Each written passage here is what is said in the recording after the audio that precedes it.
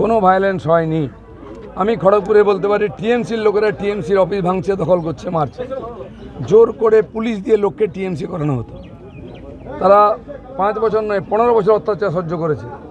জনরোষ কাকে বলে দেখে নিন, এখনও হয়নি। আমরা বলেছি হিংসা নয়। কথায় কথায় টিএমসির নেতারা কুণাল ঘোষ, ববি হাকিম বলতে এটা জনরোষ, আমাদের লোক মার খেলে। আমি বলবো একবার জনরোষ দেখাবো যে গায়ে কাপড় থাকবে না, চামড়া থাকবে না। সেই জন্য সাবধান থাকুন। আপনার খোকাবাবু যে ডায়লগ দিয়েছে 4 তারিখের পরে কোন দিল্লির বাপ দেখে নেবে, তোর বাপ কোথায়? তোদেরকে কে দেখবে? তোদের তো বাপই ছিল না কোনোদিন, মাই ছিল খালি। বড় কথা বলিস। বিজেপি বলে বেঁচে আছো, নাহলে সব গাছে টাঙা হতো। এখন আমি বলছি আমাদের কর্মীদেরকে ছাগলদের মেরে বদনাম হয়েও না, ছুঁচো মেরো না, মারলে বাঘ মেরো, সিংহ মেরো, দিলীপ ঘোষের মতো।